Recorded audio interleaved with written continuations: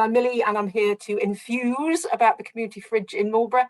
That bunting there was from our opening day, bunting that was actually made for my wedding. In fact, it still comes out 10 years later for every community event going.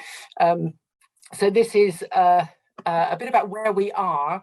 You might be able to tell from my accent that we're in Wiltshire, and Marlborough is kind of on the A4 really. It's between Bristol and London, but in terms of where we actually are in Marlborough, we're in the car park of Figgins Lane. It's a tremendous address. And we're in the car park behind. We have a famously wide high street in Marlborough, so we're tucked in there behind the Waitrose store, and we're behind the public loos. So if anybody needs to know where we are, apart from the fact we have banners everywhere, we're tucked in behind the public loos. But it is actually a really lovely space. So I'm going to say something about how we got started. Although I live near Marlborough, I actually work in Bath and North East Somerset. I work in public health, and my job is around food insecurity. So I was part of a group of people who started a project there called Crop Drop, which was around redistributing allotment surplus to community projects. So I wondered if we could replicate something like that in Marlborough. So I took this idea of Crop Drop from Baines, and I got in touch with the town council in Marlborough and met this amazing woman, Claire Harris, who is the assistant town clerk there, and she's just awesome. This is what Claire looks like all the time. She is this enthusiastic about life. And so she said, well, that sounds like a nice idea, Millie, but actually I was thinking about a fridge. So I thought, okay, well, let's give it a go. And at about the same time, the seed funding from Transition came up, and it seemed like a good mix, really. So we put in a bid, and we actually were successful with our idea to start the fridge. On the back of that, basically, we joined the national network, the Hubbub Community Fridge Network, and this is what we're doing. We're gathering food from our local retailers, from growers, from some caterers, from restaurants.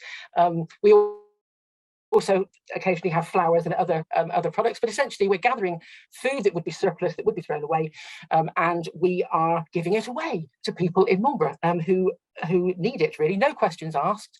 It's not like a food bank, it's a different way of working. But basically we're gathering food and we're sharing it with people.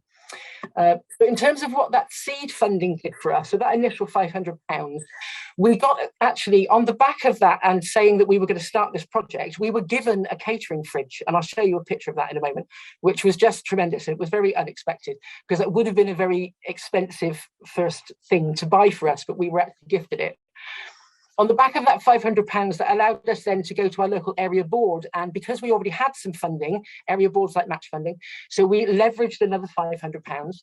We were then donated some money from a local business because we wanted to have like a herb planter outside the project, and they donated the money to do that. Then we put in a grant to the Hubbub because we were already kind of getting established with this. We were on a roll with our funding, really, and they gave us £4,000, and most of that should have been for a fridge, but we already had one, so we were like loaded with money by this point, which was just tremendous. And then we also started getting offers from organisations who wanted to help us to do things. We could buy the materials, and then they could help us to do things. So there's something really important about what starts off as quite a small seed can become something really significant. People who are contributing to this isn't everybody by any stretch of the imagination, but these are some of the lovely, wonderful human beings who have donated and offered food, who've been part of this. I have to mention Fowl's free range eggs at the bottom there, because they've just given us lots of eggs. We've got about 1,400 eggs in the fridge at the moment. So loads and loads of people have benefited from this also, as well as those who've contributed. So more than 300 unique customers, but many of those people are regulars. They come to us on a weekly basis, at least a weekly basis. We open on 3 mornings a week, and we have 2 volunteers who host each session.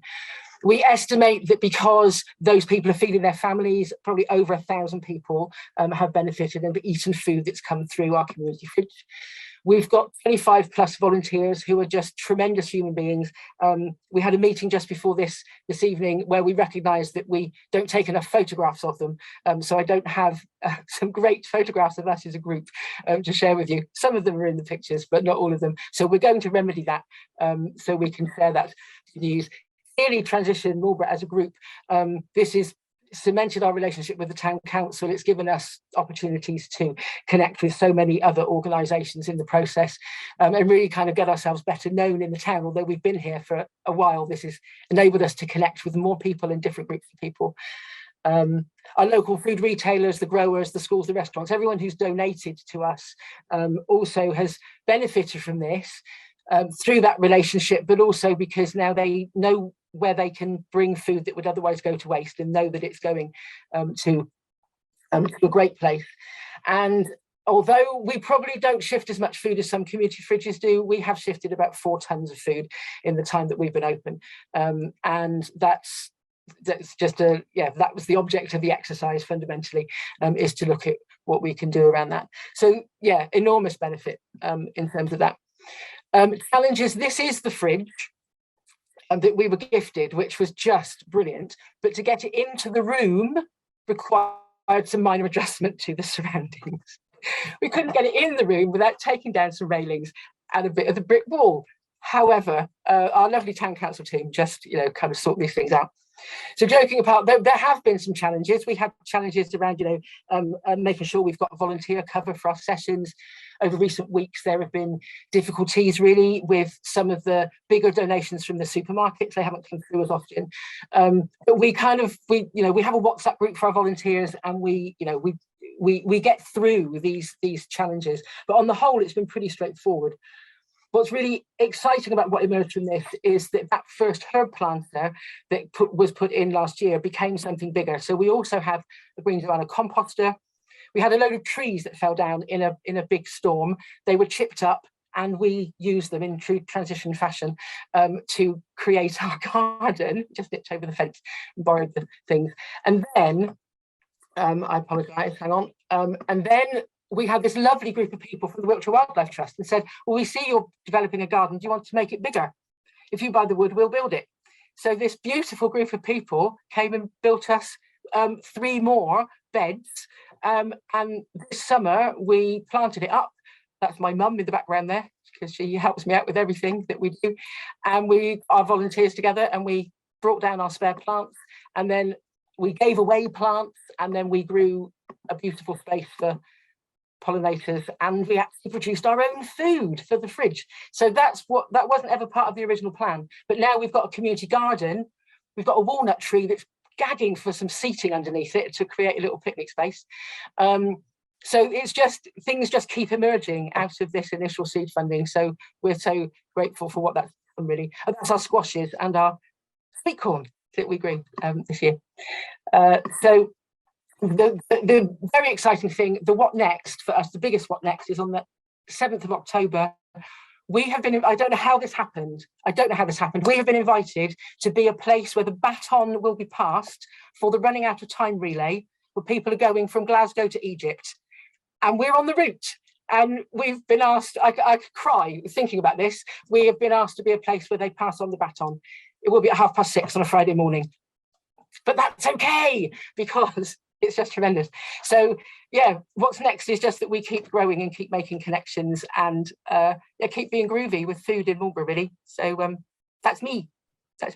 I'll finish there.